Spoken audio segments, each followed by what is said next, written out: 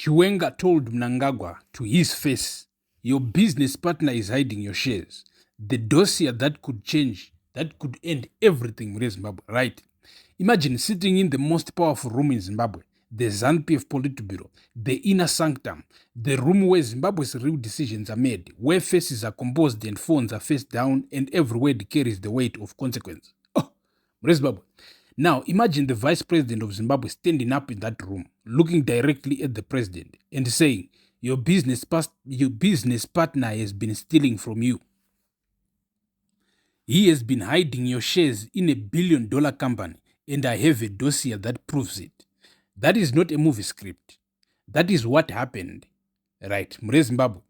Titodzoka pana September 2025 in a ZANU-PF Politburo meeting, Vice President Constantino Chiwenga submitted a formal dossier, a document, evidence alleging that Kuda Chitagwire, Mnangagwa's closest business ally, the man being groomed to succeed him as president, had been concealing ZANU-PF's stake in Sakunda Holdings, Zimbabwe's fuel giant, the company that controls fuel supply across the entire country. And one source with direct access said these words, and I have read 3 times and still cannot fully process.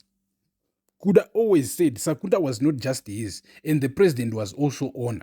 The president was also owner of the company his VP is accusing his ally of looting. My source called me this morning and said, you want to know why everything else is happening? Zimbabwe. The Belarus trip, the Chief Justice, the CIO appointment, CAB 3, all of it, right? Start with Sakunda. Start with that dossier. That is where the real story lives, right? This is Mtapa Times. And today, we open the dossier, Zimbabwe. What Sakunda is and why it matters. First, you need to understand what Sakunda Holding is. Because if you think this is just a business story, you are going to miss everything. Sakunda Holdings is Zimbabwe's dominant fuel company in a country where fuel is not just transport.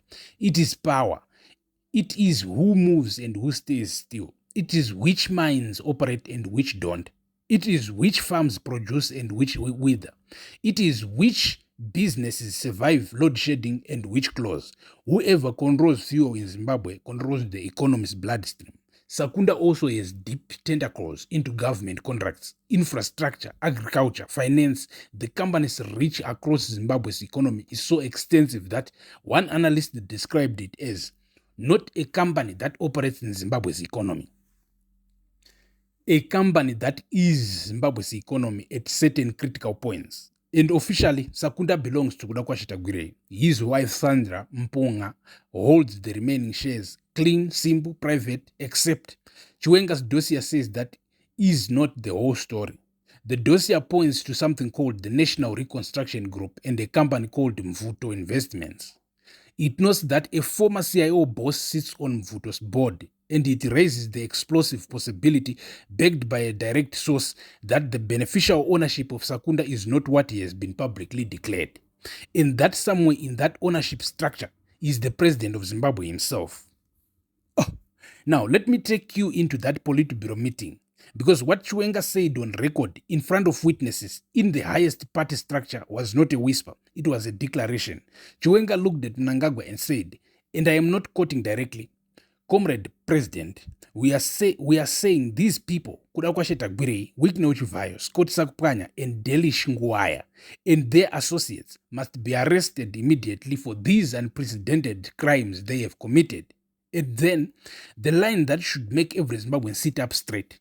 The time for silence and inaction is over. We cannot allow these criminals who have stolen from our government coffers and our party to start using the same resources to bribe fellow comrades and our structures to get their support, defend and protect them. Read that again. Listen to that again, Zimbabwe. Criminals who have stolen from our government coffers, using stolen resources to bribe party structures. Chiwenga was not making a vague allegation about business ethics. He was accusing Mnangagwa's inner circle of looting the Zimbabwean state and then using that looted money to buy political support for CAB 3, for the constitutional amendment, for the 2030 extension. Chiwenga was saying the money funding the campaign to keep Mnangagwa in power is stolen government money. And he said it to Mnangagwa's face in the Politburo. My source said, no vice president in ZANU-PF history has ever gone that far in that room. What Chiwenga did in September 2025 was not a political move. It was a declaration of war. Right. Now, in Zoimons, here is what happened next. Mnangagwa did not arrest Tagwirei. He did not arrest Chivayo. He did not arrest Sakupanya or Ongwaya. He did not respond to the dossier publicly. He did not commission an investigation. He did not thank his VP for raising concerns about corruption in the party. What did he do? Well, yeah, commission commission investigation right. He had his justice minister Ziyambi write a formal rebuttal calling Chiwenga's dossier, and I need you to hear this word, treasonous.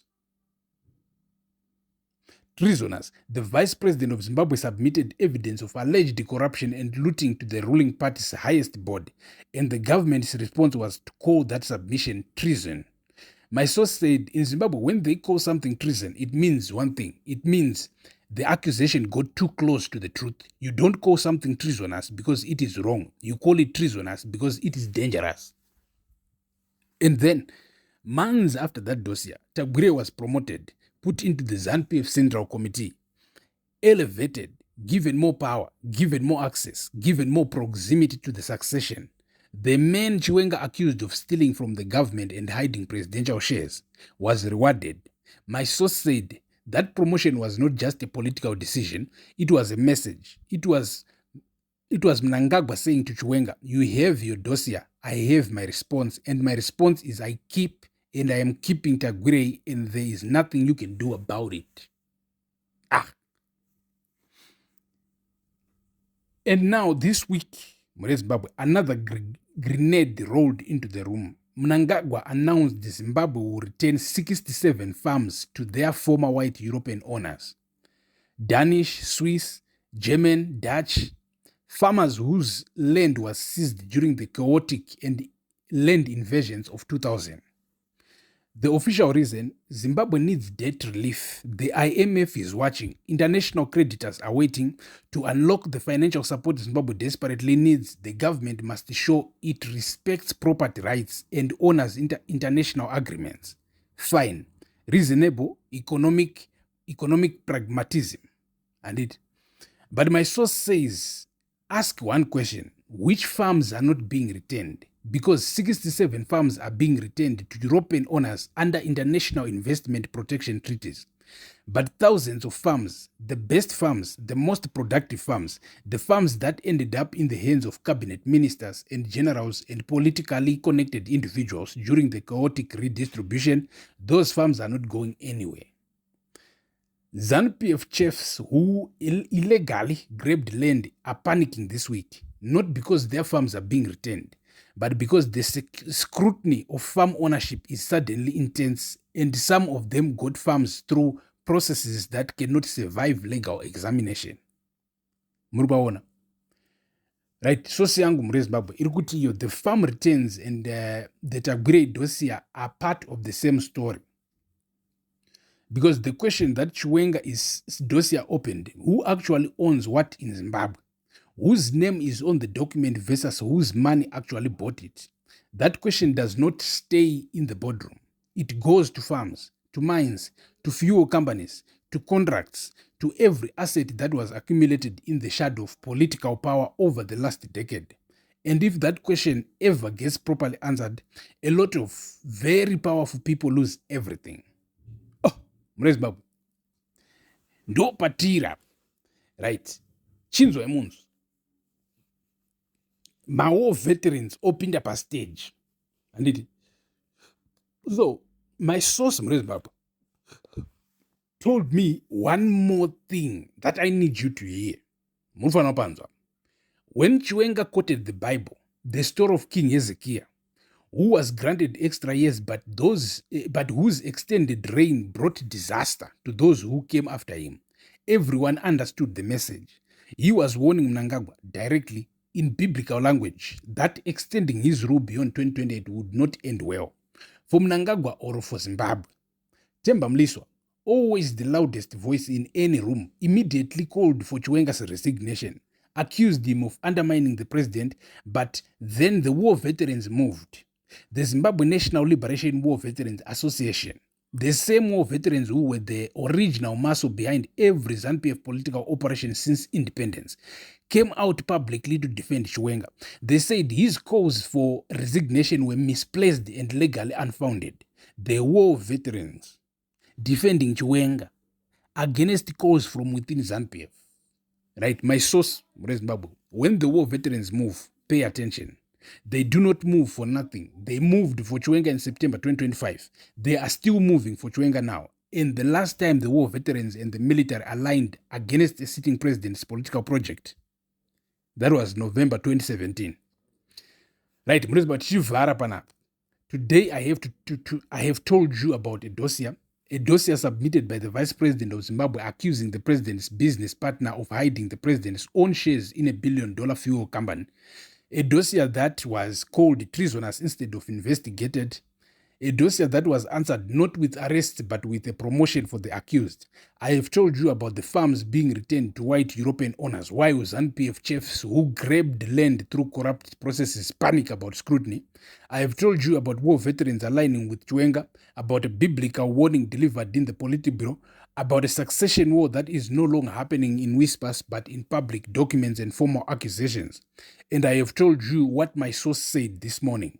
The dossier is the key. Everything else, the Belarus trip, the Chief Justice, the Chief scandal, the constitutional amendment, it all exists to protect the people named in that dossier or to destroy them depending on which side wins.